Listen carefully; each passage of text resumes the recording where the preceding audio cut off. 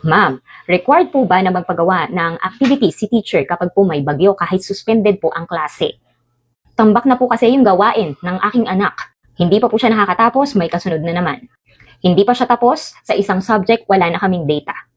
Ang sagot dyan, syempre naman, hindi. Suspended po ang klase, may bagyo. Suspended rin po. Wala rin pong pasok sa mga government office. So wala po talagang pasok, walang gagawin dapat o walang dapat ipagawa sa mga estudyante. Hindi sila dapat tinatambakan ng gawain. Hindi rin feasible sa lahat ng estudyante ang online class at kahit na yung mga pinagagawa na isinesend online. Huwag niyong sabihin learning loss, learning loss. Wala pong learning loss pagka ganitong panahon. Kasi pare-pareho po yan. Maihahabol po yan. And unfair po yan sa iba na hindi makakasabay. Ibig sabihin, meron kang maiiwan at maiiwan dyan. Hindi 100% ang makakasabay sa mga estudyante mo. Una sa lahat niyong tatandaan, we are not on the same boat. Hindi pare-pareho ang kalagayan ng bawat pamilya. At kapag may ganitong sakuna, naiiba rin po kasi yung daloy ng pamumuhay ng bawat isa.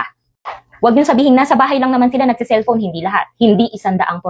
Tandaan natin na may nagsastruggle na mga pamilya. Kapag ganitong bumabagyo, yung mga hanap buhay o maraming mga hanap buhay dyan na no work, no pay. Pag hindi pumasok o pag walang pasok, walang susweldohin yung mga magulang nila. Walang pera. Anong dapat unahin ng pamilya? Yung kumakalam na sikmura o mag-data? Hindi lahat makakasabay. Unahin nating maging compassionate, maging considerate. Magkakaiba tayo ng sitwasyon, magkakaiba tayo ng kalagayan. Lucky, yung iba na privileged enough sila. May kakayahan ng magulang nila. Okay ang pamilya nila, maayos ang tirahan nila, may wifi sila. Nakakakain sila ng higit pa sa 3 beses. Pero hindi lahat ng estudyante natin ganun.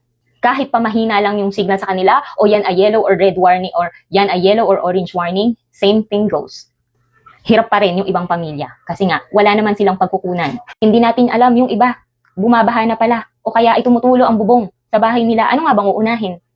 Tendency pa, yung iba, napakaraming pinapasa sa mga estudyante. Hindi naman nag-gain.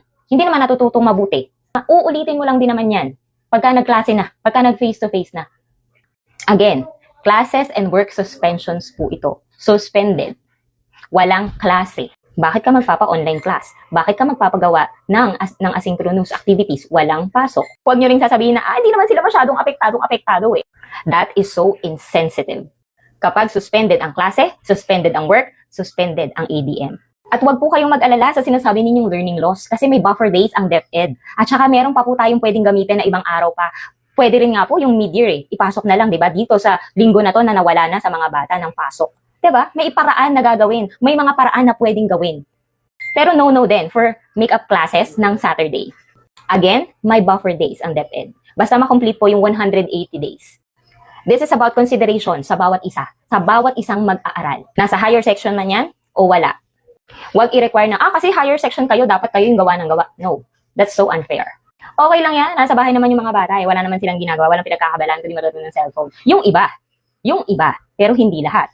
At, tandaan nyo po, di ba, nire-reklamo niyo din yan, nung pandemic, na kaunti lang naman ang natutuhan ng bata, kasi puro pasulat lang, puro pagawa lang, o kaya yung magulang yung gumagawa, yung magulang ang nagsasagot, walang masyadong natutuhan yung bata. Kaya nga bumagsak tayo sa sa assessment international. O di ba, kayo din ang nagsabi nun? O tas ngayon gusto niyo mag-ADM kahit na bumabagyo? May natanggap pa ako na mensahe na nire-require daw, mahigpit na nire-require ni teacher. Kailangan mag-send ng picture kasi ipopost daw ni teacher yon, no? Iko-collage. O, sagot, hindi po, bawal yan i-post. Wala nang galing sa central office na ganyang directive Sa mga gantong panahon, paganahin to. Paganahin nyo yung puso nyo. Pa-choose kindness kayo pero wala kayong compassion. Wala kayong consideration. Ano ba yan? Kapag bagyo, ang inuuna natin, ang priority ay safety ng bawat isa.